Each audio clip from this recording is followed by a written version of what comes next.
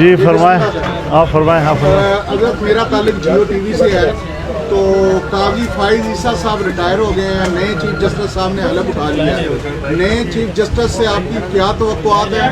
کیا قاضی فائز عیسیٰ کو آپ دعوت دیں گے کہ وہ جمعیت علماء اسلام میں شامل ہو کے دین کی خدمت کریں؟ جمعیت میں آنے کے لیے تو میں پورے امت کو دعوت دیتا ہوں۔ اگر ہم نے یہ راستہ چنا ہے اور دنیا اور آخرت کی کامیابی کے لیے چنا ہے تو دوسروں پر کیوں ہم بخل کریں گے؟ ہر ایک کے لیے سعادت سمجھیں گے۔ لیکن بہرحال وہ بڑے آدمی ہیں، پاکستان کے چیف جسٹس رہے ہیں اور اب وہ چلے گئے ہیں۔ میرے خیال میں یہ معمول کا نظام ہے، ایک جاتا ہے دوسرا آ جاتا ہے۔ ہمارے ہاں پتہ نہیں ان تبدیلیوں کو غیر معمولی کیوں پیش کیا جاتا ہے، سمجھ میں نہیں آ رہی مجھے یہ بات۔ اور جو چلے گئے اللہ تعالیٰ ان کو زندگی میں خوشیاں نصیب کرے، جو آ گئے ہیں اللہ تعالیٰ ان کو اپنی ذمہ داریوں میں سرخرو فرمائے اور سرخروئی کے ساتھ اپنی ذمہ داریوں سے عہدہ برا ہونے کی اللہ ان کو توفیق عطا فرمائے۔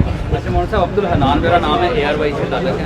آپ نے جس خوبصورتی سے 26ویں آئینی ترمیم میں آپ کو اور آپ کی جماعت کا کردار رہا ہے، آپ نے ایک لفظ استعمال کیا کہ زہریلے ناک کے دانت توڑ دیے، تو عام الفاظ میں عوام کو کیسے سمجھائیں گے کہ وہ کون سا زہر تھا جو آپ نے نکالا اور وہ کون سا زہر تھا جو آپ نہیں نکال سکے؟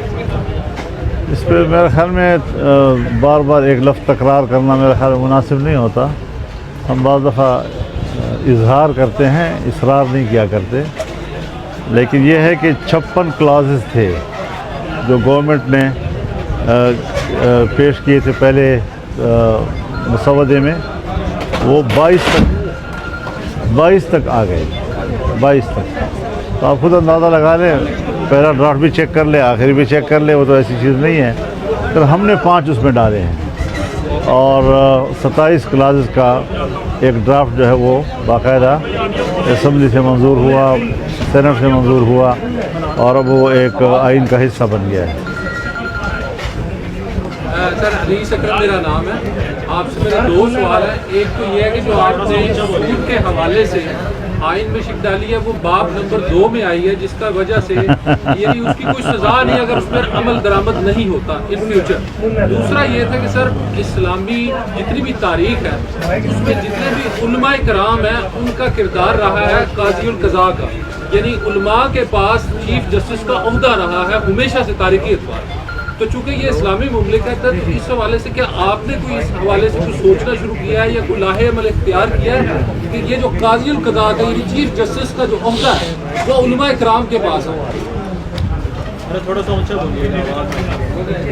دیکھیے جہاں تک سود کا مسئلہ ہے اور یہ ایک پرنسپل آف دی پالیسی کے طور پر آئین میں آ گیا ہے، اب اس دفعے کو بھی سامنے رکھیں اور شریعت کورٹ کا جو فیصلہ ہے اب وہ فیصلہ تصور کیا جائے گا، وہ کسی درخواست یا کسی اپیل سے وہ فیصلہ اڑے گا نہیں۔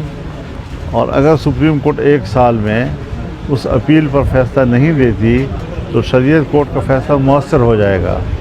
تو اس ربا کے ختم ہونے کے اور اس کو ملا کر جب آپ پڑھیں گے تو اس سے کا معنی یہ ہوگا کہ مکمل طور پر معاملہ طے ہو گیا ہے اور اب 1 جنوری 2028 سے سود کا کاروبار ہر شعبے میں وہ ختم ہو جائے گا اور اللہ تعالیٰ کرے کہ اس میں کوئی مشکلات نہ آئیں۔ باقی رہا کہ کسی عالم دین کا، دیکھیے آپ کے جو ملک کا نظام ہے عدالتی نظام خاص طور پہ وہ LLB اور LLM پہ بیس کرتا ہے اور اس میں پھر ظاہر ہے جی کہ جو انگریزوں کے زمانے سے نظام چلا آ رہا ہے وہ بدستور برقرار ہے۔ اس وقت میں ایسا کوئی تنازع نہیں کھڑا کرنا چاہتا کہ جس میں علماء اور وکلاء کے بیچ میں کوئی تصادم آئے۔ یہ باہمی افہام و تفہیم سے ہی حل ہو سکتا ہے اور اس میں کوئی شک نہیں ہے کہ اگر ہم نے ملک میں شریعت نافذ کرنی ہے یا شرعی قوانین لانے ہیں تو جتنا علماء کرام اس پر ادراک رکھتے ہیں شاید دوسرے اتنا نہ رکھتے ہوں۔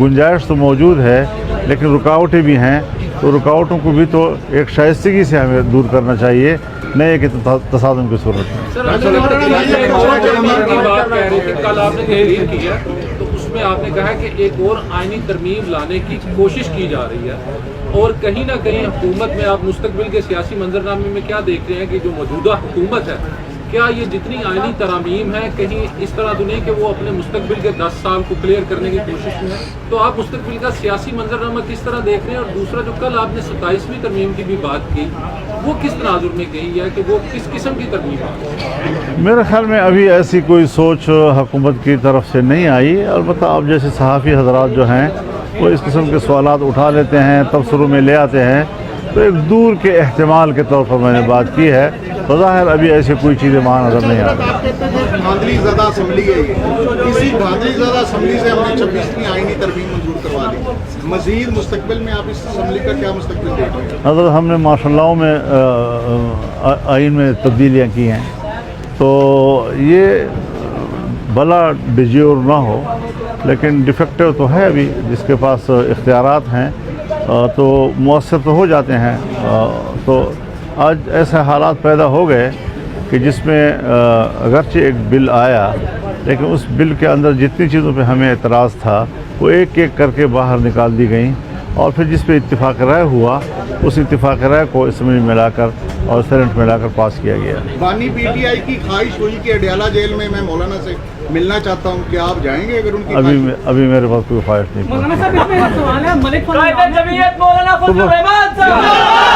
کس چیز سے نعرہ لگایا؟ پاکستان میں ملک فضل نام ہے، نیوز 1 ٹی وی چینل سے متعلق ہوں۔ آپ سے میرا سوال ہے کہ آج عمران خان کو 449 دن ہو گئے ہیں جیل کے اندر، آپ کیا سمجھتے ہیں اگر پی ٹی آئی احتجاج میں جاتی ہے، جس طرح غیر آئینی اقدامات میں جا رہے ہیں، کیا عمران خان کے حوالے سے ان کی رہائی کے حوالے سے اقدامات اٹھائیں گے آپ؟ جب ان کی پارٹی رابطہ کرے گی پھر اس کو بات کریں گے۔ سر سلیمان موزم میرا نام ہے، ڈول چینل سے۔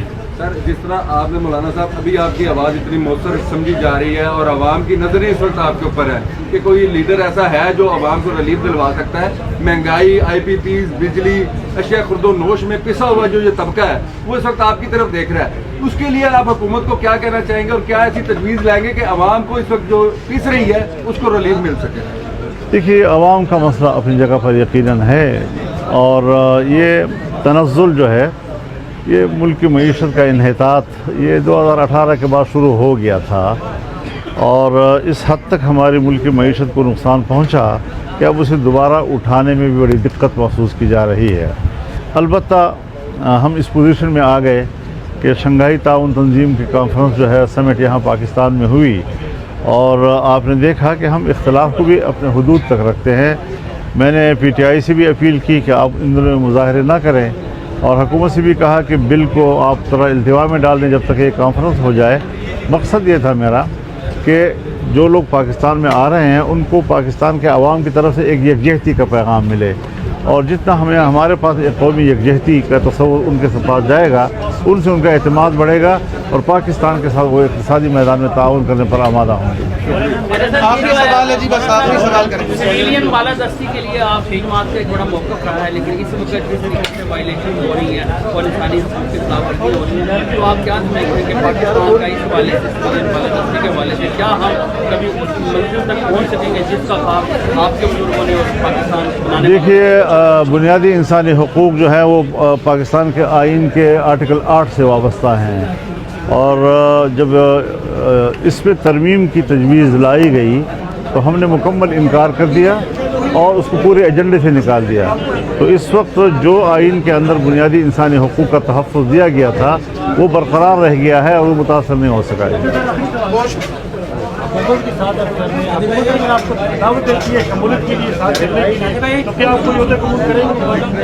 ہم نے جو کچھ کیا ہے ایک فریق کے طور پر کیا ہے، وہ حکومت تھی، ہم اپوزیشن تھے، اور میں اپوزیشن کی دوسری پارٹیوں کو اعتماد میں ساتھ ساتھ لیتا رہا، ان کی تائید حاصل ہوتی رہی، لہٰذا اب بھی ہم اپوزیشن میں ہیں۔ یہ سارے مذاکرات ہوئے تب بھی بطور اپوزیشن کے ہمارے ہوئے ہیں ان کے ساتھ، اور آئندہ بھی ہم انشاءاللہ اپوزیشن ہی کا کردار ادا کریں گے۔ شکریہ جی، بہت شکریہ۔